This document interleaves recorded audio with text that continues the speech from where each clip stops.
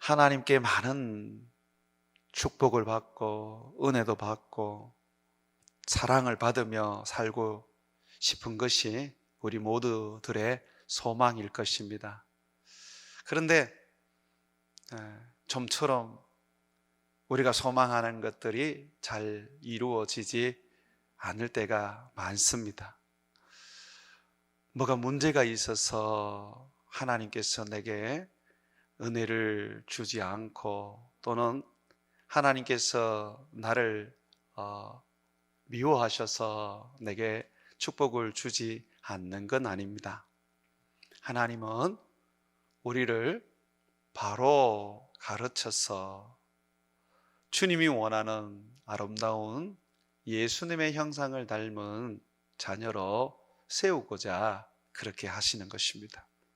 그래서 은혜가 내게 임하지 않을 때, 내가 꼭 주님의 축복이 필요한데 그 축복이 부어지지 않을 때, 내 기도가 응답되어야 하는데도 응답되지 않을 때, 우리는 우리 주님 앞에서 내 자신을 한번 돌아봐야 하는 것입니다. 나로 하여금 주님의 은혜 가운데, 축복 가운데 잊지 못하게 하는 그 원인들을 살펴봐야 된다는 것이죠. 주님의 은혜, 또 주님의 축복을 받지 못하는 가장 궁극적인 원인 중에 가장 큰 원인은 바로 교만입니다. 교만. 사람들은 이 교만을 쉽게 생각합니다. 좀 성공하고 또는 노력을 해서 뭔가 더 높은 자리를 가지게 되면 교만해도 된다. 그게 어찌 보면 수고하고 애쓴 하나의 상급이 아니겠나, 그렇게 여깁니다. 근데 성경은 그렇게 얘기하지 않아요. 절대로 교만하면 안 된다고 말합니다. 성공하고 또 내가 잘 되면 도리어 더 낮아져서 겸손해야 된다고 말씀하고 있습니다. 교만은 우리 영혼의 무서운 독입니다. 우리 영혼을 파괴시키는 세포입니다. 몸에 병이 들고 암이 걸리면 사람들이 두려워하고 무서워합니다. 죽게 될까 봐 불안에 떱니다. 그런데 몸의 병이나 몸에 생기는 암은 여러분들이 주의 은혜만 받아버리면 다 해결이 됩니다. 또 지금의 하나님의 은혜 가운데 의술로 통해서도 얼마든지 치료가 되지요. 그런데 교만으로 말미암아 생기는 영혼의 질병은 그냥 고쳐지지 않습니다. 내가 내 안에 있는 이 교만을 뽑아내야 됩니다. 고름을 짜내듯이 짜내어야 합니다. 암덩어리를 잘라내듯이 잘라내어야 합니다. 그거 그대로 두면 결국은 온몸에 퍼져서 내 영혼이 죽게 되는 것입니다. 저는 죄 중에 가장 큰 죄가 교만이라고 생각합니다. 교만 때문에 불순종하게 되고, 교만 때문에 사람들을 함부로 대하고, 교만 때문에 심지어는 살인까지 저지르게 됩니다. 우리가 교만을 멀리하고 겸손을 내 안에 가지게 되면 거의 죄를 짓지 않고 살 수 있습니다. 말에서도 죄를 짓지 않고 행동에서도 죄를 짓지 않습니다. 내 안에 교만이 가득하면 예수님의 형상이 온전히 드러나서 결국은 우리 하나님이 우리에게 넘치는 은혜를 주시고 또한 우리를 높이 들어 사용하십니다. 오늘 말씀에 보면 5절에 그렇게 되어 있죠. 하나님은 교만한 자를 대적하신다, 그렇게 말하고 있습니다. 하나님은 교만한 자를 원수로 여기신다는 겁니다. 이 대적한다는 것을 다르게 표현한다면 야고보서에 의하면 물리치신다. 하나님이 가까이 하지 않는다는 것입니다. 우리가 기도하는 것은 하나님을 가까이 하기 위한 것이고 예배하는 것은 하나님을 가까이 하는 거 아닙니까? 우리들의 정말 소망이 있다면 하나님과 동행하는 거지 않습니까? 근데 이 교만이 있으면 절대로 하나님과 가까이 할 수 없습니다. 동행할 수 없습니다. 하나님이 물리치십니다. 멀리 우리를 쫓아내 버리시죠. 또 오늘 말씀에 보니까 겸손은 하나님의 은혜를 받게 한다고 되어 있습니다. 그러면 이걸 다른 말로 표현한다면 교만하면 하나님의 은혜가 부어지지 않는 거예요. 교만한데 어떻게 하나님이 그 사람을 은혜 주시겠습니까? 교만한 사람을 하나님 가까이 하지 않는다는 것은, 물리치신다는 것은 결국 하나님께서 은혜를 베풀지 않는다는 거예요. 우리가 하나님의 은혜로 살아야 되고 우리가 하나님의 축복으로 살아야 된다면 우리는 교만을 끊어내야 됩니다. 겸손해야 됩니다. 내가 사는 길은 겸손해지는 것밖에 없습니다. 내가 하나님 안에서 하나님과 동행하는 것은 겸손한 것밖에 없습니다. 정말 이를 악물고 피를 쏟아내면서도 우리는 겸손하려고 몸부림쳐야 된다는 것이죠. 또한 우리가 겸손해야 되는 이유가 뭐냐면 6절에 보게 되면 우리는 항상 하나님의 손 아래 있다는 것입니다. 우리가 하나님 그 손 아래에 있습니다. 그가 베푸시는 은혜의 손, 그가 베푸시는 축복의 손뿐만 아니라 무서운 징계의 손, 우리를 매로 때리시는 그 엄한 책망의 손 아래 산다는 것입니다.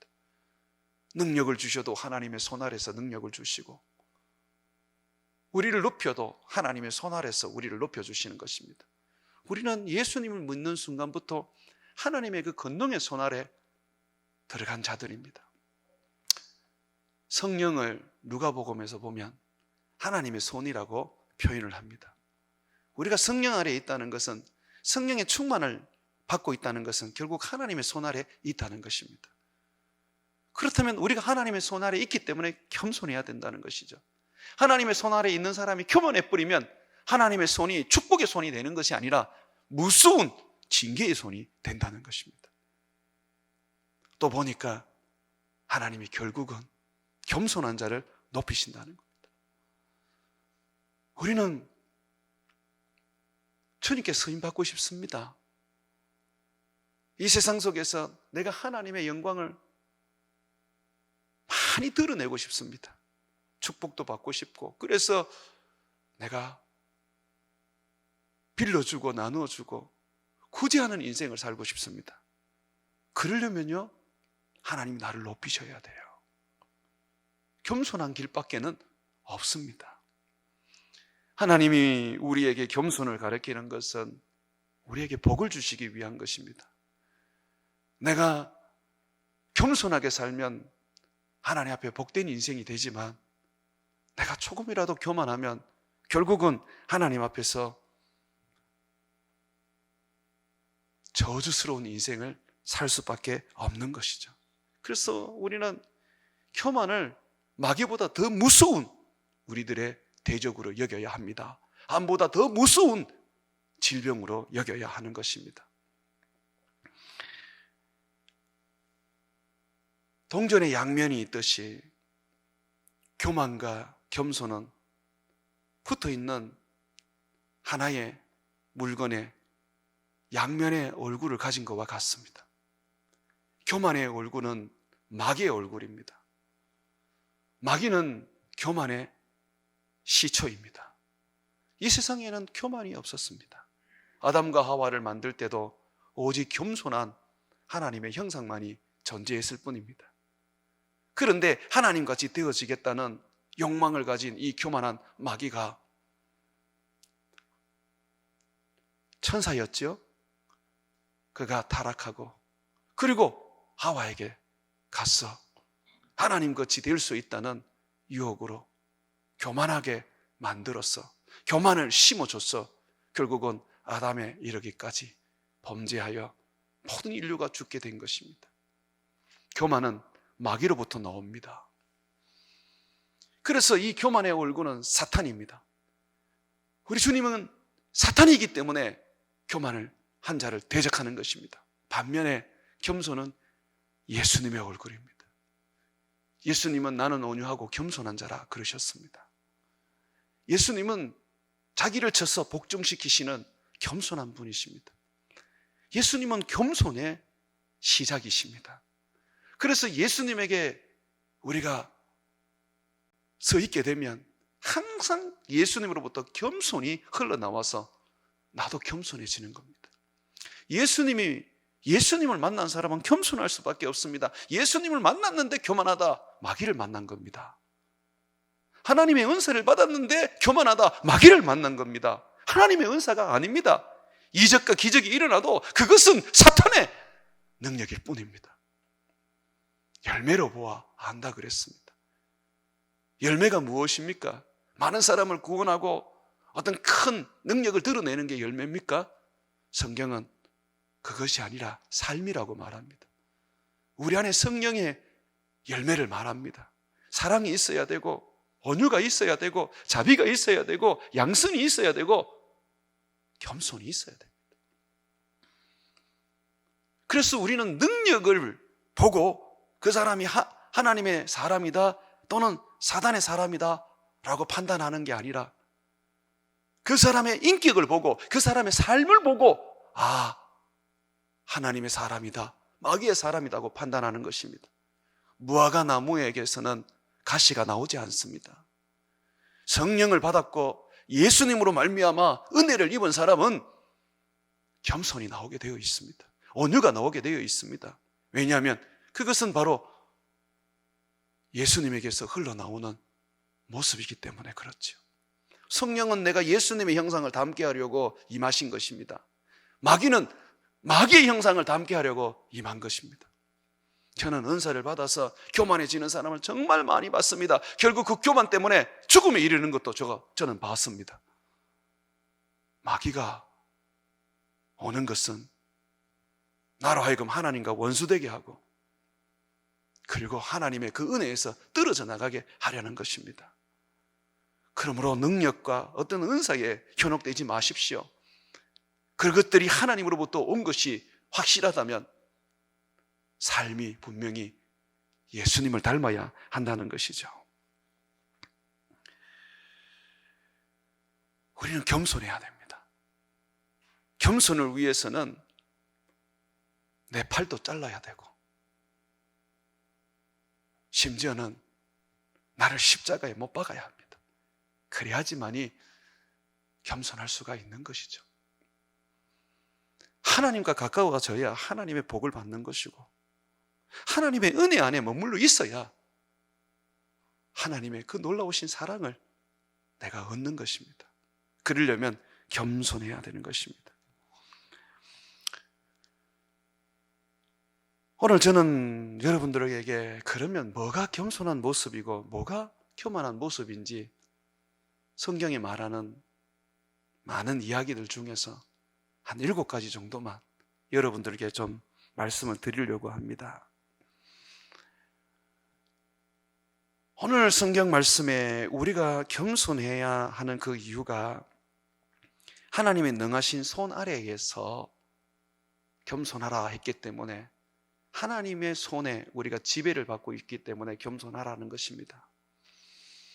하나님의 손 아래에서 겸손하라.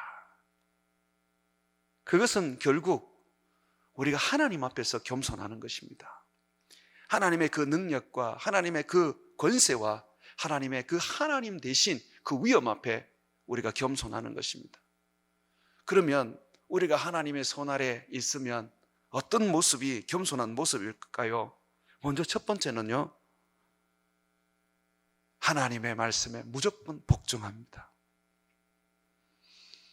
하나님의 손 아래에 있는데 하나님이 말씀하시면 아멘밖에 대답할 게 없어요.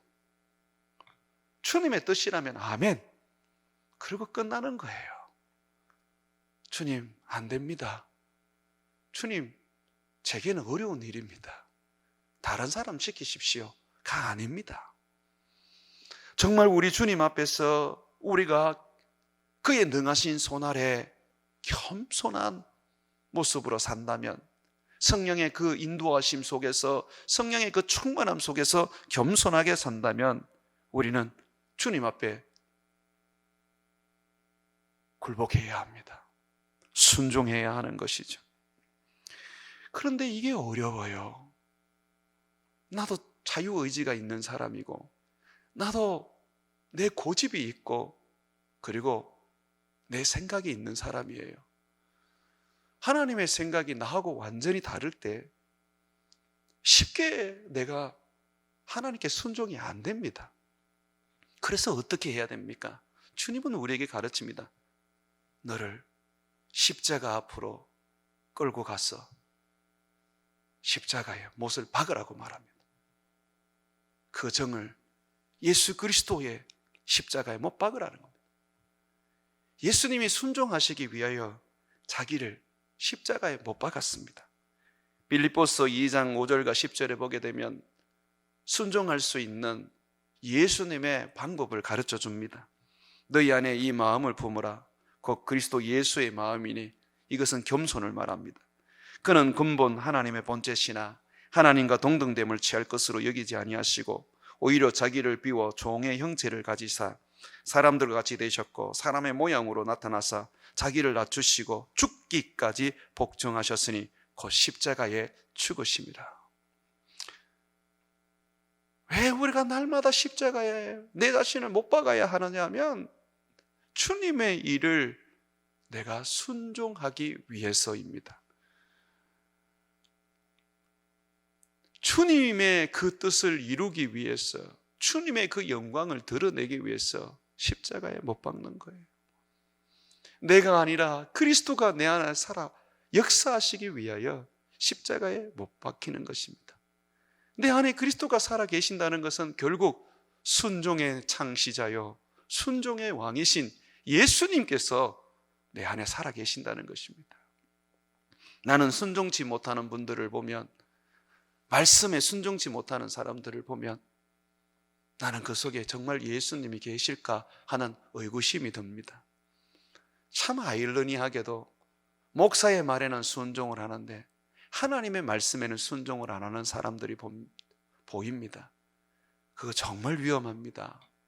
목사가 그러면 주인이라는 거예요. 목사가 그 사람에게는 우상입니다. 그러면 목사도 죽고 그도 죽는 거예요. 하나님은 질투하는 하나님입니다. 하나님 외에 다른 어떤 것도 하나님은 숭배하기를 원치 않습니다. 내가 하나님을 숭배하고 내가 하나님을 예배한다는 것은 순종한다는 것을 의미하는 것이죠. 존 파이퍼는 겸손에 대해서 이렇게 얘기를 했습니다. 겸손은 예수 안에서 하나님에 대한 복종으로 시작된다. 겸손은 내가 하나님 안에서 복종할 때에 이제 시작이 되는 거죠. 복종이 안 되면 겸손은 절대로 안 됩니다. 겸손하다고 해서 그냥 마음을 낮추고 다른 사람을 높이는 거, 그거 아닙니다. 겸손은 무조건 순종입니다. 이것이 되고 난 다음에 이후에 또 다른 것이 세워지는 것입니다. 예수님이 보여주시는 겸손의 삶은 철저하게 아버지의 뜻 앞에 자기를 복종시켜 죽기까지 순종하여 십자가에서 죽으시는 것이죠. 그러므로 무조건 복종하셔야 합니다. 하나님의 말씀 앞에서. 이것이 바로 우리가 주님의 그 능하신 손 아래 겸손한 삶의 시작입니다. 두 번째로, 겸손은요 모든 일에 감사하는 것입니다. 내게 일어나는 모든 일, 좋은 일이든 나쁜 일이든 그것을 수용하고 내가 하나님 앞에 감사를 드리는 것입니다. 목사님, 내게 나쁜 일이 일어나는데 어떻게 감사가 됩니까? 저도 잘 압니다. 그래서 나쁜 일이 일어날 때는 감사할 조건을 찾아야 됩니다. 내가 하나님 앞에서 그 능하신 손 아래에서 살고 있습니다. 그러면 하나님이 나를 지키시고 보호할 텐데 왜 내게 이런 말도 안 되는 일들을 일어나게 하시고 내게 이런 큰 고통과 아픔을 주시는지 정말 이해하지 못할 때가 있습니다. 그런데 가만히 한번 생각해 보십시오. 우리가 하나님의 손 아래 살고 있다면 하나님께서 허락하지 않고야 어떻게 내게 그런 불행이 올 수 있겠습니까? 그런 질병이 올 수 있겠습니까? 어떻게 그런 고통이 올 수 있겠습니까? 하나님이 우리에게 영광도 주시지만 고난도 겸하여 주신다 그러지 않습니까? 그럼 하나님이 주신 거예요. 하나님은 왜 나에게 이런 일이 일어납니까? 왜 납니까? Why me?가 아닙니다. 주님, 저는 잘 모르지만 주님이 뜻하시는 것이 있을 줄 압니다. 주님, 내가 주님 앞에 순종하고 감사하겠습니다. 감사라는 게 내가 어떤 부분에서 이해가 돼서 감사를 하는 게 아니에요. 여러분 삶에서 감사할 게 얼마나 많은지 한번 돌아보세요.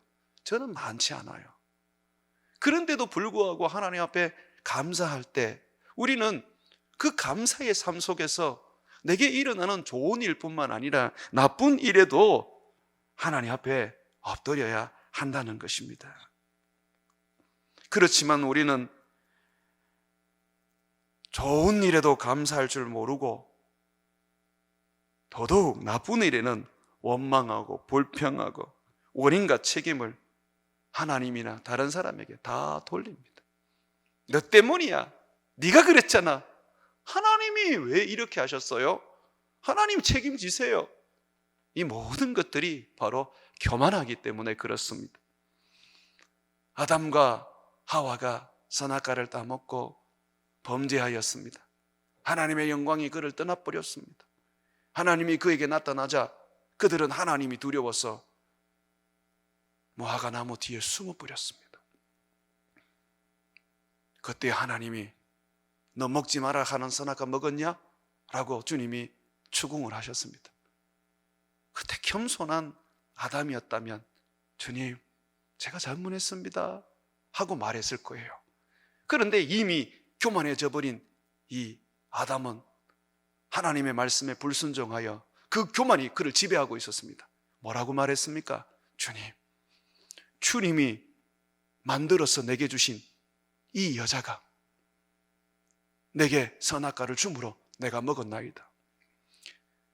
여자에게 원망을 돌리는 듯 하지만 그러나 결국은 보십시오. 여자를 넘어서 여자를 만드신 창조주 하나님을 원망했습니다. 하나님이 그랬잖아요. 나 혼자 살아도 되는데 왜 하나님이 여자를 만들어서 결국 나를 범죄하게 만듭니까? 라는 거였어요.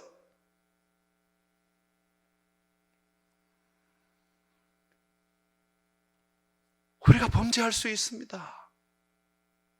우리가 범죄할 때는 하나님 앞에 나와서 엎드려 회개하고 주여 나를 용서해 주옵소서, 주님이 내 죄를 깨닫게 해주시니 감사합니다 라고 할 수 있는 내 삶의 모든 것을 인정하고 주께 영광을 돌릴 수 있는 삶을 살아야 하는 것입니다.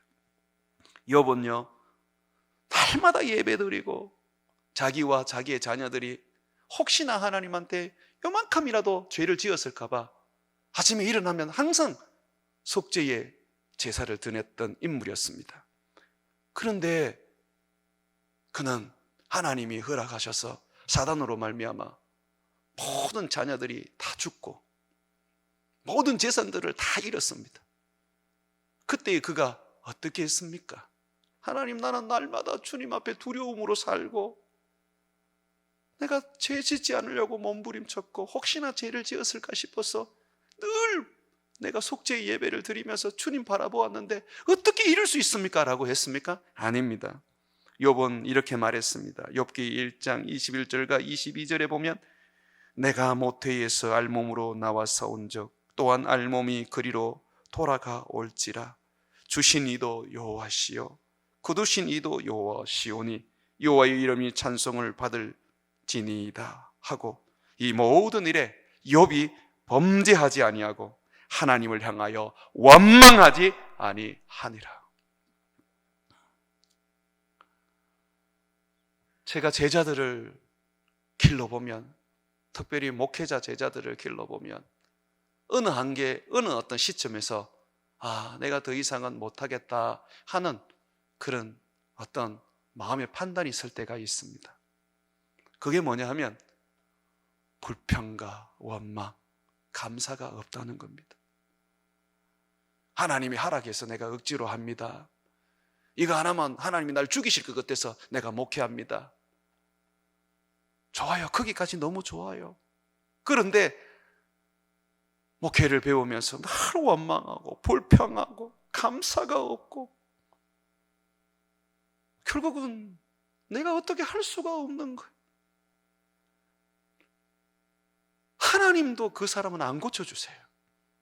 스스로 회개하고 그 원망과 불평을 뿌리 뽑기 전까지는 안 돼요. 그럴 때는 저도 어쩔 수 없어요. 내려놔야 돼요. 그거는 내가 할 수 있는 영역이 아닙니다. 그러나 반대로 감사하고 하나님께 은혜를 구하는 사람이 있다면요, 그 사람은 반드시 하나님이 높여주시고 그 사람을 크게 들어 쓰실 것입니다. 그러면 실수가 있고 연약해도 놓지 않고 끝까지 양육하고 붙잡아서 가는 것이죠. 한나는 사무엘상 2장 6절과 7절에 하나님은 죽이기도 하시고 살리기도 하시고 지옥에 내리게 하시기도 하시고 거기에서 끌어올리기도 하신다 그랬습니다. 하나님은 가난하게도 하시고 부하게도 하시며 낮추기도 하시고 높이기도 하신다 그랬어요. 그래서 어떤 상황 속에서도 하나님께 찬양하고 하나님께 감사하고 어렵고 힘들면 내가 마치 재앙과 고난을 받은 것처럼 여겨지면 주님 앞에 와서 엎드리는 것이죠. 범사의 여호와를 인정하고 감사해야 합니다. 그것이 겸손한 자입니다. 세 번째로, 겸손한 자는 항상 엎드립니다. 모든 일이 하나님의 손에서 나오는 은혜에 달려 있다는 것을 알기 때문입니다. 하나님의 능하신 손 아래에 겸손하라는 것은 하나님이 그의 능하신 손으로 말미암아 우리에게 은혜를 주시기 때문에 그렇습니다. 교만한 사람은 자신의 힘으로 할 수 있다고 여깁니다. 그래서 하나님을 찾지 않아요. 교만한 사람은 예배에 나와도 목사가 어떤 설교를 할까 그 생각을 하지 하나님이 내게 은혜를 주셔야 한다는 그런 갈급함을 가지고 있지는 않습니다. 겸손한 사람은 어린아이가 설교를 해도 은혜를 받습니다. 교만한 사람은 모세가 설교를 해도 은혜를 받지 못해요. 모든 게 주님의 손에서 나옵니다. 우리가 소망하고 우리가 구하는 그 은혜, 그 하나님의 능력, 그 하나님의 축복이 손에서 나옵니다. 하나님의 손에서 나옵니다.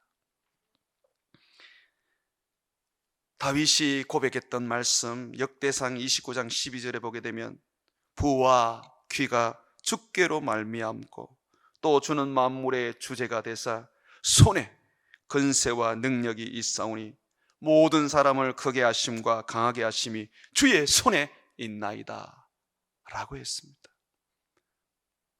한번 따라해 보십시오. 주의 손에 있습니다. 모든 것이 주의 손에 있습니다. 모든 사람을 크게 하시고 강하게 하시는 것이 주의 손에 있습니다. 죽이기도 하시고 살리기도 하시고 높이기도 하시고 낮추기도 하시는 것이 다 주의 손에 있습니다. 그러므로 우리가 주님 앞에 나와서 주여 나를 도와주옵소서, 내게 은혜를 베풀어 주옵소서, 내가 주께 엎드립니다고 하는 것이죠. 어려워도 엎드리고 편해도 엎드리고 항상 주님 앞에 엎드리는 거, 그것이 예배 아닙니까? 엎드릴 줄 아는 인생, 그 인생이야말로 참으로 겸손한 인생입니다. 우리 자녀들에게 엎드리는 삶을 유산으로 물려주셔야 해요. 그런데 이 엎드리는 삶은 보여주지 않으면 안 돼요. 내가 하나님 앞에 엎드리는 삶을 보여주지 않으면 안 돼요. 믿음 안에서 기도하고 하나님께 엎드리는 분들 얘기를 들어보면 부모님 이야기를 많이 해요. 우리 부모님이 돌아가시기 전에 늘 예배당에서 그 찬 마룻바닥에서 밤새워 절하며 엎드리셨습니다. 새벽에 교회 가서 교회 종을 울리면서 밤새워 하나님께 엎드리셨습니다. 그 엎드린 삶을 보았기 때문에 자녀들이 그것을 이어갈 수가 있는 것이죠. 겸손은 놀랍게도 바이러스와 같습니다. 내가 겸손이라는 것을 내 삶을 통하여서 행하게 되면 이것이 그냥 자녀들에게 그냥 그대로 옮겨져 가게 되어 있습니다. 자녀들이 교만하면 징계를 하셔야 되고 책망을 하셔야 되지만, 그러나 내 자신을 돌아봐야 될 필요가 있습니다. 내가 교만해서 이 아이도 그대로 하는 게 아닌가. 네 번째로, 겸손은 부족함을 인정합니다. 교만은요, 자기는 충분하게 갖추어졌다고 여깁니다. 하나님 앞에서 우리 모두는 부족한 자들입니다.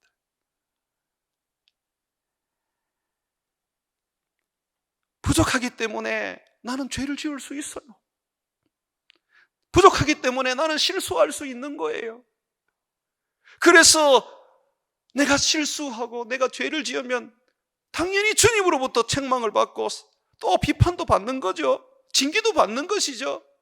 주님은 또한 사람을 통해서 내게 책망하시고 나에게 비난을 받게 하시는 거죠. 그럼 어떻게 합니까? 받아들이는 거죠. 내가 부족함을 인정한다면 어찌 나를 책망하고 비판하고 징계하시는 하나님과 그 하나님의 도구로 쓰임받는 사람들을 내가 함부로 물리칠 수가 있겠습니까? 다윗은 부족함이 없는 능력의 사람이었습니다. 우리가 볼 때는 정말 흠도 없고 점도 없는 사람 같지 않습니까? 그런데 그 사람이 자기의 장군 우리아를 죽이고 그 아내를 빼앗았지 않습니까? 성경은 그걸 숨기지 않고 우리에게 다 보여줍니다. 왜 그렇습니까? 하나님께서 마음에 합한 자라고 해도 부족하다는 것입니다. 죄를 지을 수 있고 실수할 수 있다는 것입니다. 그래서 이 다윗이 어떻게 했습니까? 모든 비난과 모든 책망과 모든 징계를 받아들였잖아요. 자기 때문에 아들이 죽었어요. 받아들였어요. 자기 때문에 평생 자기 집에 자식들이 서로 죽이고 서로 겁탈하고 정말 집안이 풍지박살이 났습니다. 받아들였어요.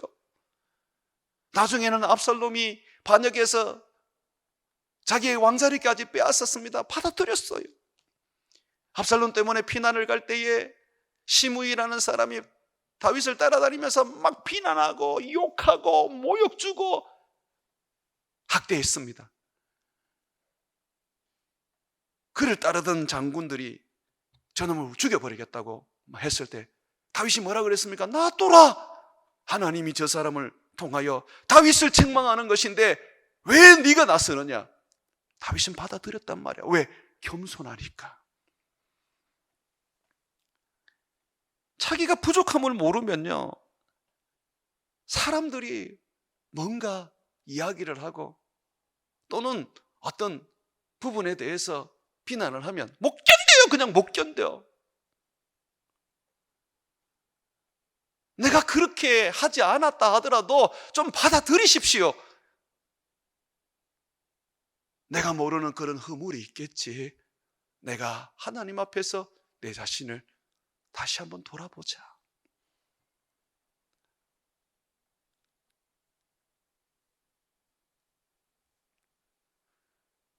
우리는 우리 하나님 앞에 살아갈 때에 항상 부족하다는 것을 인정해야 합니다.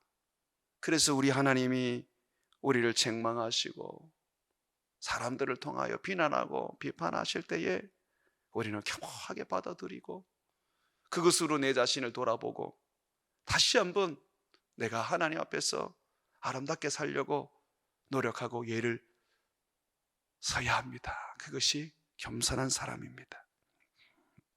그러나 여러분들이 겸손한 사람으로 산다면 여러분은 남을 비난하지 마세요.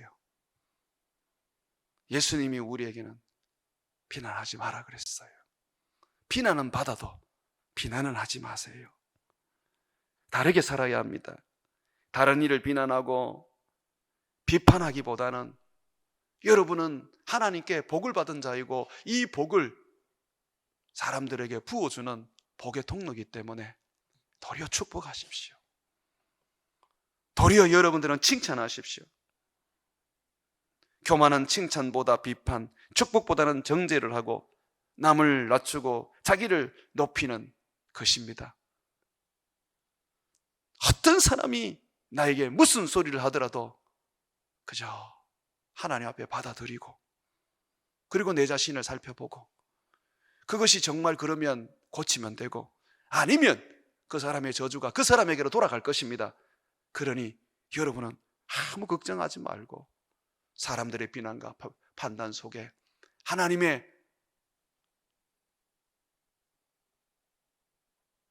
말씀을 찾고 여러분은 절대로 비난하고 비판하지 않는 그런 축복과 그리고 칭찬으로 살아가는 겸손한 삶을 살기를 바랍니다. 다섯 번째, 겸손은 범사에 하나님을 두려워합니다. 하나님을 두려워하는 사람은 반드시 그 두려움이 두 가지로 나타납니다. 첫 번째는 말입니다. 말을 함부로 하고 말을 그냥 자기 생각대로 쏟아내는 사람은 하나님을 우습게 여기는 사람입니다. 두 번째는 행동입니다. 말과 행동을 조심하는 사람은 자기의 덕을 쌓기 위함도 있지만 그러나 그리스도인들은 자기가 죽었기 때문에 자기의 덕을 쌓는 게 아닙니다. 하나님을 두려워하기 때문에 그렇습니다. 너희가 말을 할 때는 하나님이 말씀하시는 것처럼 하고 너희가 봉사할 때는 하나님이 봉사하는 것처럼 하라고 말하지 않습니까?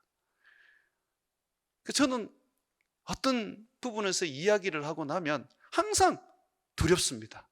왜냐하면 내가 정말 이걸 해야 될 말을 했을까? 이게 정말 내가 하나님을 두려워하는 가운데서 내가 한 것일까?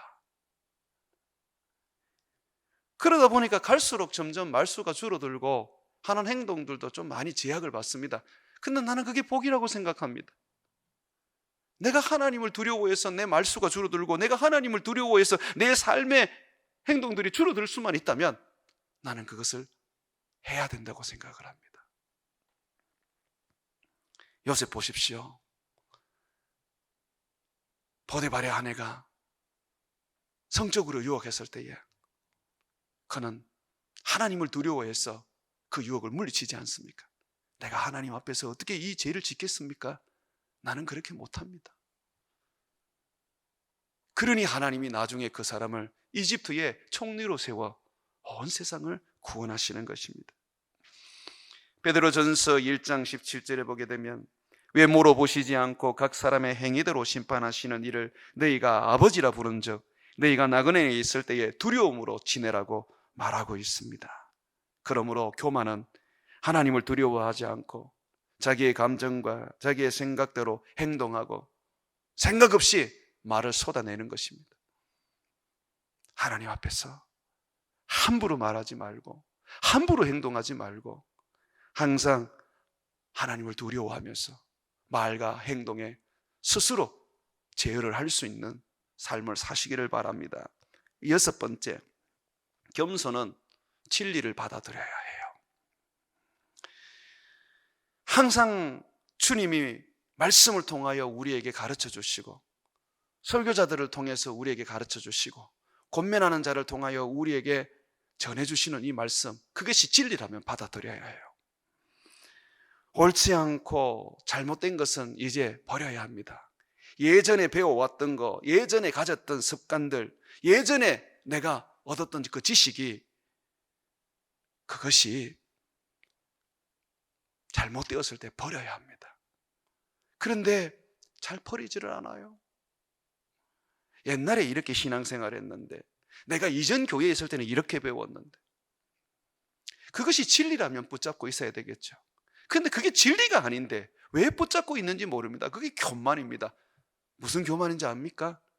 내가 배웠다는 교만, 내가 가졌다는 교만. 주님은 항상 여러분들에게 처음 배우는 자와 같이 그 자리에 서서 낮아지라고 말합니다. 저는 목사지만 제가 가르쳤던 설교가 잘못되었을 때는 다시 수정해서 가르칩니다. 저는 제 자신을 인정합니다. 실수도 있고 잘못된 지식을 가질 수도 있다고요. 박사학위까지 받았지만은, 공부를 20년, 30년을 했지만은, 미국까지 갔다 왔지만은 저는 실수할 수 있습니다. 오류를 가질 수가 있습니다. 그런데 그것이 바로 잡혀지면 이게 진리구나 라고 여겨지면 그거를 전해야 되는 것이죠. 디모데후서 4장 3절을 보면요, 새 번역은 이렇게 번역을 해놓고 있습니다. 때가 이르면 사람들이 건전한 교훈을 받으려 하지 않고 길을 즐겁게 하는 말을 들으려고 자기네 욕심에 맞추어 스승을 모아 드릴 것이다. 자기 길을 즐겁게 하려고, 자기가 듣고 싶은 것만 들으려고. 그것이 마지막 말세의 현상입니다. 결국 어떻게 됩니까? 자기 욕심을 채우려 하다 보니까 멸망의 길로 가는 것이죠. 진리가 너희를 자유롭게 한다 그랬는데 이 진리를 배척하고 비진리를 가지니까 이단에게 꽁꽁 묶여서 벗어나오지 못하고 사단에게 꽁꽁 묶여서 종살이 하는 것입니다. 진리를 가지게 되면 갈수록 자유로워지는 거예요. 그래서 우리가 말씀을 들으면 말씀이 나를 더욱더 자유롭게 하고 더욱더 내가 주님 앞에서 날개를 펴고 활활 날아다닐 수 있는 그런 인생이 되어야 되는 것이죠. 마지막으로 겸손은요, 낮은 자리에 씁니다. 남을 나보다 낮게 여기고 항상 낮은 자리에 서게 됩니다. 교만은 남이 나보다 나은 것을 인정하지 못합니다. 항상 자기가 최고라고 생각을 합니다. 그래서 당연히 저 사람보다는 높은 자리에 앉아야 된다고 생각을 하지요. 예수님께서 항상 높은 자리에 앉으려고 하는 이 교만한 유대인을 보면서 하나의 말씀을 해주셨습니다. 비유를 하나 드셨는데요, 어떤 사람이 잔치에 초청을 받았는데 높은 자리에 앉아 있었다는 것입니다. 주인이 와서 이 사람이 높은 자리에 앉아 있는 걸 보고 가서 꾸짖으면서 너 왜 여기 앉아 있느냐? 여기 앉아야 될 높은 사람이 있다. 너는 저 끝에 가든지 아니면 내 발등상, 내 발밑에 있든지 해라. 그러면서 예수님이 뭐라 그러냐면 그 얼마나 부끄러운 일이냐. 그런데 저 뒤에 낮은 자리에 앉아 있는데 주인이 보고 왜 당신은 여기 앉아 있습니까? 당신의 자리는 저 앞에 있습니다. 그러면서 그 사람을 청하여 높은 자리로 올린다면 그 얼마나 영광스러운 일이겠나요? 주님은 그래서 항상 낮은 자리에 가셨습니다. 복음을 전해도 사람들이 배척하는 갈릴리 지역에 가서 복음을 전하셨습니다. 태어나셔도 예수님은 그 흔한 야간방에서도 못 태어나고 마구간에서 태어나셨습니다. 항상 낮은 자리에 서서 결국은 하나님이 그를 높여 지극히 높으신 우리의 왕이 되시고 우리의 하나님이 되신 것입니다. 높아지려고 하면 낮아지는 것이고 낮아지려고 그러면 높아지는 것입니다. 먼저 된 자가 나중되고 나중된 자가 먼저 되는 것입니다. 빌립보서 2장 3절에 보게 되면 오직 겸손한 마음으로 각각 자기보다 남을 낮게 여기라고 말합니다. 남을 나보다 낮게 여기고 내가 뒷자리에 가서 서 있는다면, 앉아 있는다면 놀랍게도 하나님이 우리를 세워주시는 것입니다. 저는 한때에 굉장히 교만했습니다. 뭔가 좀 열심히 하면 하는 것보다 잘 되고 또 소위 말해서 이름도 났습니다. 그래서 그것이 이제 알려줄 때쯤 되었을 때, 이제 사람들에게 이제 주목을 받을 때쯤 되었을 때 이상하게 하나님이 그 자리에서 다른 곳으로 옮기시는 거예요. 또다시 그냥 아무것도 되어 있는 곳으로 보내시는 거죠. 한두 번은 그냥 주님 앞에 순종을 했는데 그것이 서너 번이 되니까 나중에는 저도 화가 나더라고요. 너무 하신 거 아닙니까, 하나님? 누구는 높이시고 왜 누구는 이렇게 처참하게 짓밟습니까?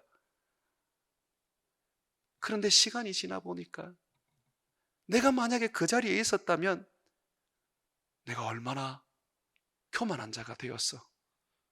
내가 주님을 떠나고 멸망의 길로 갔지 않았을까 하는 생각을 하게 되었습니다.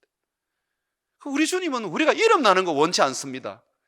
우리 교회에 많은 놀라운 일들이 있습니다. 세상이 주목할 만한, 교회들이 배울 만한 것들이 있습니다. 그러나 저는 일절 그것을 드러내지 않으려고 합니다. 왜요? 그것이 우리를 죽이는 일이 될 것입니다. 그냥 이곳에서 그냥 낮아진 자세 속에서 낮은 그 자리에 서서 그냥 주님 주시는 대로 선교하고 복음 전하면서 제자 만들어 살면 되는 거예요. 주님이 높이시면 그때는 주의 영광을 위해서 그냥 그대로 보여주면 됩니다. 주님이 높이지 않는데 내 스스로 높아지려고, 우리 스스로 높아지려고 하면 그것처럼 교만한 게 없습니다. 낮은 자리에 섭시다. 베들로 교회가 이름도 없고 흔적도 없이 그냥 주님 앞에서 낮은 자리에 살기를 소망합니다. 여러분들도 겸손한 삶을 통해서 이 7가지 모습을 자신에게 잘 새겨서 우리 주님 앞에 아름답게 서임받고 날마다 은혜가 넘치게 부어지고 우리 주님이 높여주셔서 축복된 그런 존귀함을 얻기를 주의 이름으로 축원을 드립니다.